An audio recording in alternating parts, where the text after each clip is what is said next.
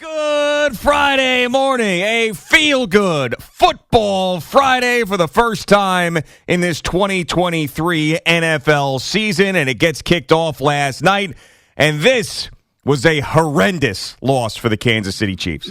Horrendous! How did they lose that game? The answer is Young Joker. That's how they lost the game, because Young Joker dropped two unbelievably easy NFL-type passes. Someone who has been in the league for as long as he has cannot drop in these situations. One that goes for the pick six, and then in the fourth quarter where Patrick Mahomes hits him, would have been converted for a first down, probably about 25 yards, as they're trying to go down and win the game in the fourth quarter, and he just turns and starts to run before he catches the ball. That was bad. Championship night, Patrick Mahomes, everything else, bad loss. But good for the Lions, right? Everybody loves the Lions. Everybody loves Dan Campbell, Jared Goff. Everybody was out on him. Sean McVay kicked him to the curb. So good for them. But I thought this was a miserable start for the reigning champs. Good morning, Boomer. How are you? Good morning, Jay. A little tired this morning because I stayed up and watched the whole game, for God's sake. Just couldn't turn it off. I just had to see if whether or not Patrick Mahomes could come back in the fourth quarter there. A couple things. Number one, I don't know what Andy Reid was doing on 4th and 25 with 3 timeouts to and go. the 2-minute warning. Yeah, and the 2-minute. I could see Patrick Mahomes going, come on, I want to run the plays. It's like he's almost letting the guy do what he wants to do. Number two, I would say that Patrick Mahomes looked like he had so much to do last night. Just hadn't had a lot of help without Kelsey out there. The backup tight ends weren't really that bad. Noah Gray, early in the game, had alligator arms on one. Yeah. That he should have caught. But it was, you could see Patrick Mahomes is out there trying to do everything for everybody. At least Isaiah Pacheco showed up. He played well. This offensive lineman, Juwan Taylor, the right tackle, and Chris and Mike were talking about it all night last night, how he was lining up and jumping the snap and everything else. Almost every play. Right, and I'm on a text thread that now includes J.J. Watt, right? So excuse me. No. So now it's Coach Cowers, J.J., it's Nate Burleson whenever he decides to get involved. And then there's, of course, Phil Simms whenever he decides to get involved.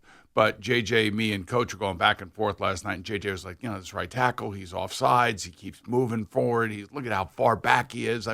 So now I'm getting the defensive line perspective. You know what I'm saying? Well, why don't you get JJ on the show here? That would be a good thing. Suppose you guys text it. Well, no, this is like the Friday before the first NFL Today with JJ Watt, and we don't have him booked. I think that's pretty.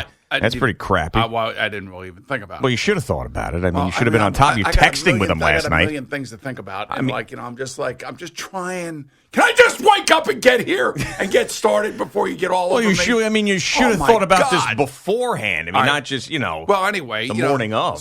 But to go back to last night's game, Dan Campbell, fake punt early on leads to a touchdown. That's great. He was very uber aggressive there at the end of the game. He had a 4th and 2, and they tried to convert on that, and they couldn't convert on that. That's where the Jared Goff thing hits. You know what I mean? And it's not his fault. There was a guy right in his face who's trying to throw the ball, but Dan Campbell was really trying to be aggressive, and I think he was trying to, obviously keep the ball away from Patrick Mahomes, which is what you have to do when you go there and you win in Kansas City. But I was happy for the Lions, and it's a loss for an AFC top-tier team. Yeah, it's a loss that you can't have, because you know how important the 1 seed is. The Chiefs end up getting the 1 seed last year, win the Super Bowl. I know there's many examples of wild card teams winning the Super Bowl as well, but when you're in the AFC and things are so tight and there's so many good teams, that little bit of an edge is always going to matter to you. And when you lose a game at home to a team that you were favored against, and I understand there's no Chris Jones, I understand there's no Travis Kelce, but they should have won that game. And to me, and I know that the Lions, they ended up fumbling down as they're trying to go in for a touchdown in the first half. So you want to swap those turnovers back and forth with that and Kadarius Toney. But the Kadarius Toney one, leads to that pick six. There was just, guys have to step up when Travis Kelce isn't around. Guys have to step up when Chris Jones isn't around. And they didn't do enough. 20 points, you don't score a touchdown in the second half. Right. The other thing, too, is that, they did a couple of those goofy plays that when they work, everybody loves them. They're creative. They're fun. But when they don't work and you run them on 3rd and 1 or 3rd and 2, you run a jet sweep on 2nd and 2, when I thought, actually, I thought that was a play where Patrick Mahomes broke the pocket and ran, and he slid right before the first down line. I actually thought he got the first down, and they did not give it to him. And then the next play was that play to Kadarius Toney, the jet sweep, and he was tackled behind the line of scrimmage. That's right. He has one catch for -1 yard. I mean, yes, that was pathetic. He couldn't get into the end zone. It wasn't necessarily his fault, but down it was I guess the one where it was the touchdown pass to Rice that ended that drive. But they gave him a shot to get in the end zone there. He couldn't. The huge drop in the fourth quarter, the drop of the pick six. That's a pathetic night for him. Pathetic. And I understand he was hurt in training camp or whatever. Patrick Mahomes has his back after the game. Like, he was in the training room. He was trying to get out there and play him. But, I mean, that's just pure not being focused. You got him and Richie James running shallow crosses, and they don't know who's got who's going on top, who's going on bottom. These are things that you are practicing from day one. These are things that if you have, let's say, McCole Hardman and Garrett Wilson doing that against the Buffalo Bills, these are things that Aaron Rodgers would demand that they know what they're doing when they're crossing in front of him, so they don't have the timing issues that they had on one of those plays last night. I mean, I don't know. Listen, it's more about the Lions to me. I think Dan Campbell really. I'm happy for him. I know you're not. No. I like Dan Campbell. Yeah. It just annoys me that all this Lions hype now has turned into the Lions beating the Chiefs, and now I got to deal with another week of Lions hype. The Lions are just one of those teams, and I have seen them for my entire life. Rooting for the Vikings, they're just a horrendously pathetic franchise. Well, now this is why you'd be happy for them. Maybe this is the pathetic franchise year. No. Maybe it's the Lions and the Jets in the Super Bowl. Ugh. I mean, I would love the Jets to be in the Super Bowl, but not to face the Lions. Why not? Because I hate the Lions. I've always hated the Lions. Again, it's emotional. It's an emotional spot. It's an emotion spot. It's an emotion spot. You got to back yourself out of that for a second and just try to put your, non-objective hat on. Yeah, subjective hat, I guess. Yeah, but you know how Braves fans always laugh at the Mets hype?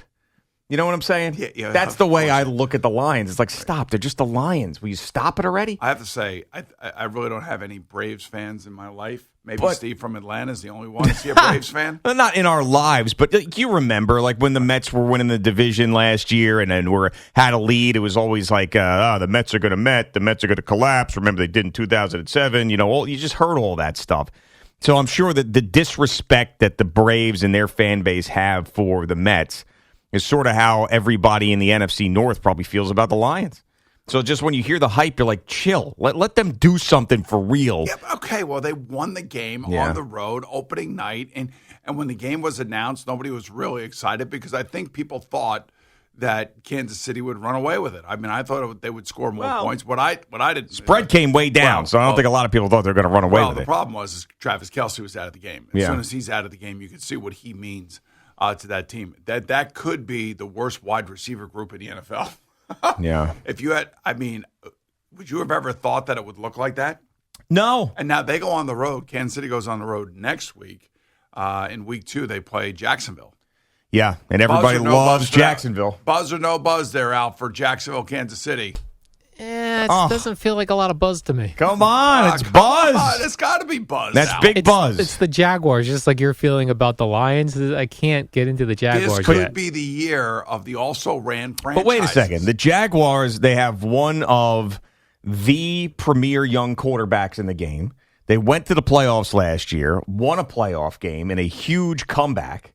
I mean, that team and they have a Super Bowl winning head coach. Could you imagine if they would have made the trade for Calvin Ridley? Kansas City would have made the trade for Calvin Ridley as opposed to Jacksonville. But Detroit still got Jared Goff as the quarterback. He's good. He's a good player. Yeah, but he's one of those guys that is not he went to a Super Bowl with Sean McVay. That offense looked horrendous in the Super Bowl, and then Sean McVay decided, hey, I got to do better than this. The Lions might end up doing the same thing. They may end up getting only so far with Jared Goff and then having to dump him for somebody else because the rest of the roster looks good. Jared Goff, when he was in L.A., he had the alpha male as the coach. Mm-hmm. And now in Detroit, he's got the alpha male as the coach. So he's got the right coaches coaching him and working, him through things, and he's gotten a lot better. He made some big throws last night.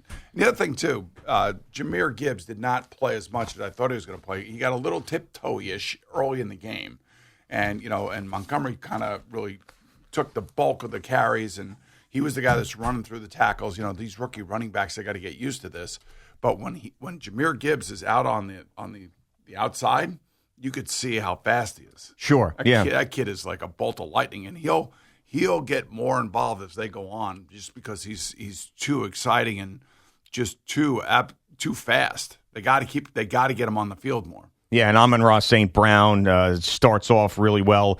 Again, gets that touchdown. By the way, I had Josh Reynolds over yards and over catches last night. Fliegelman, little tip there. How about that? That was a good one, huh? Yeah, Fleegs gave you that tip. No, he did not. Fleegs is the only gambler really in the room, so I know he'd appreciate that. You know what I'm saying? That was a nice complimentary receiver, and a couple times Jared Goff hit him right in the chest with the ball, and he caught it. Yes. And just like Patrick Mahomes hit Kadarius Toney in the hands with the ball, and he dropped it. Young Joker. Unbelievable. I mean, I know he's missed practice and everything, but you remember how he came in here and he was like, I still can't believe that he was a first-round draft pick. God.